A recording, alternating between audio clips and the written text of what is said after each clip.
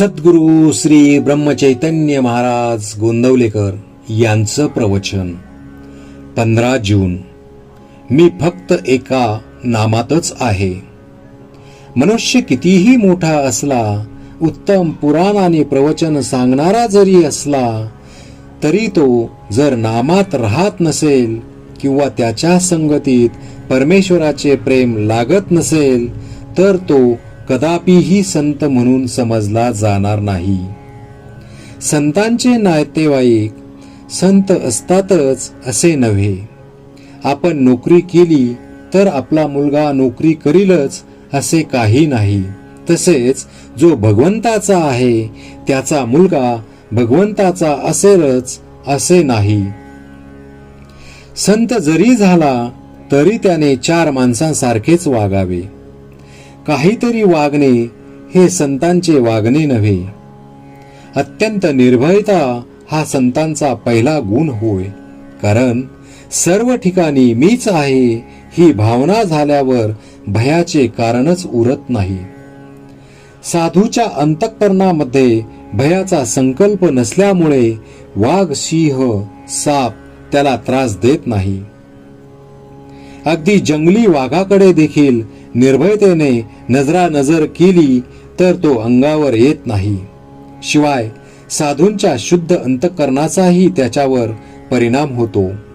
अशा रीतीने संतांच्या अंतःकरणाची प्राणीमात्रांना सुद्धा जाणीव असते. अशा संतांचा सहवास मिळणे ही फार भाग्याची गोष्ट आहे.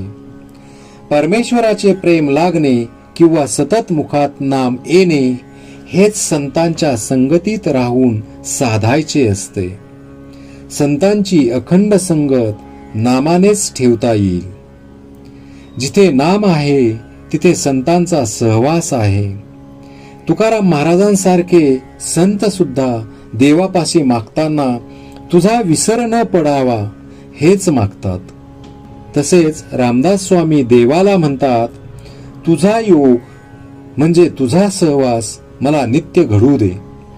योग असणे म्हणजे दुसरे काही नसून मन जेव्हा अनुसंधानापासून अलिप्त होऊन इतर विचारात भरकटते तेव्हा त्याला आवरून परत अनुसंधानात लावणे हीच योग शक्ती.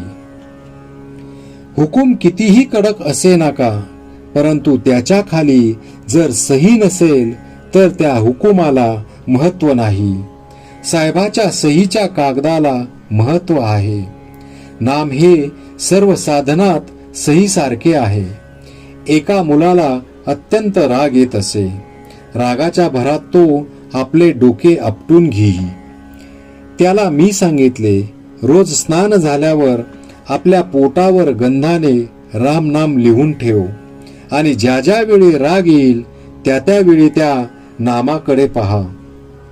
आणि त्या प्रयोगाने त्या मुलाचा राग आपोआप शांत झाला.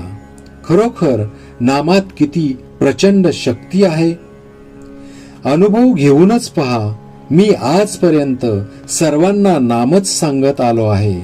मी इथे नाही, मी तिथे नाही, मी गेलो नाही, मी जात नाही, मी फक्त एका नामातच आहे. ज्याच्याजवळ भगवंताचे नाम आहे त्याच्या मागे पुढे मी आहेच. तुम्ही भगवंताचे नाम घ्यावे, या पलीकडे सत्य सांगतो मला कसलीही अपेक्षा नाही. श्रीराम जय राम, जय जय राम.